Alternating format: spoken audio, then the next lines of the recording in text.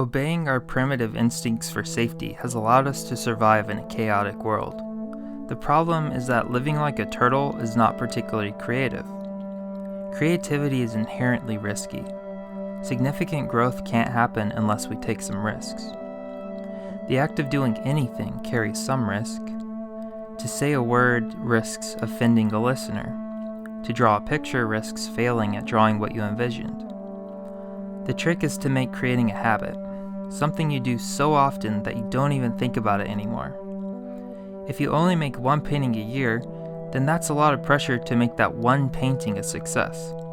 This pressure to succeed can be debilitating. Instead of trying to make one masterpiece a year, if you created one painting every month, then you now have 12 paintings in a year. That's 12 chances to succeed. A lot better than one. And in fact, it often takes many failed attempts to create one success. Let's take it a step further. If you committed to creating one painting every week, that's 52 paintings in a year. Now you have 52 chances to succeed versus just one. As a side note, the concept of success is somewhat illusory. What makes something successful? I'm not entirely sure. The definition of success changes depending on the context and what's being measured. People debate over the quality of a piece of art.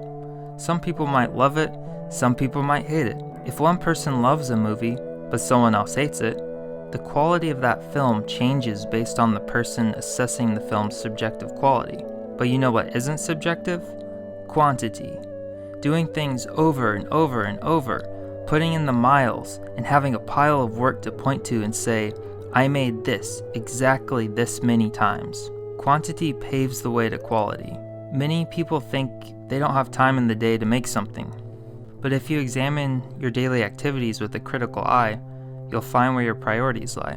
The reason it's easier to watch Netflix or YouTube 4 hours a day than it is to spend those same 4 hours creating is that it feels like there's no personal risk to consuming entertainment. Being entertained feels good. But when we create, we open ourselves up to criticism. We face ourselves and our insecurities. We become naked and vulnerable. When you put your soul into a project, you've made a personal investment, not only of your time, but of yourself. It doesn't feel safe to put our thoughts, emotions, and dreams into the world. It feels safe to only consume the thoughts, emotions, and dreams of others. It feels safe to be entertained. Except in reality, it isn't. Our lizard brains reward us with the feeling of safety, even if that safety is an illusion. Familiarity feels safe, but we may turn out to be frogs in a pot unaware that the temperature is rising ever so slightly, until we've been cooked alive by our inaction. Action solves the problem of complacency. The reason excessive entertainment isn't safe comes down to opportunity cost. The time spent reading about celebrity gossip on social media is lost opportunity to develop skills or learn how to create an online business. The tool is the same. We're all spending time on this tool called the internet.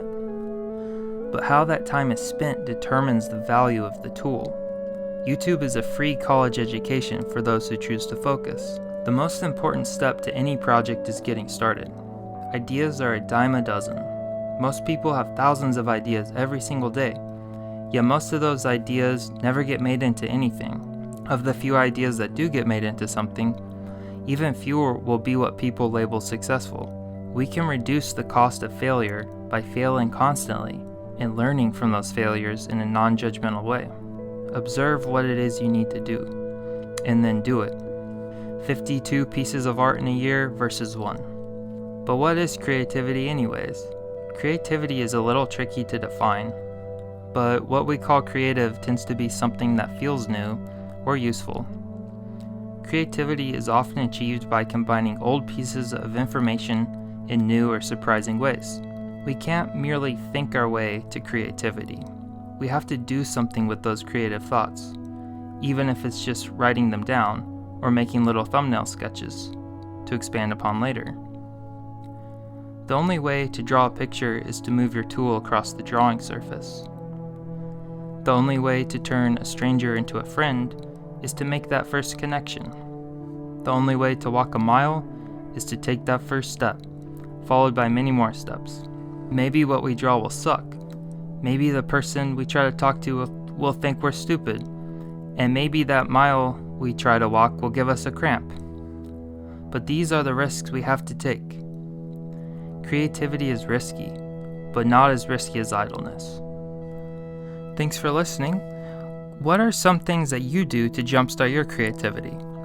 For me, I always just take a walk when I need to get up and get the ideas going. Feel free to subscribe for more content like this and check out the other videos on my channel.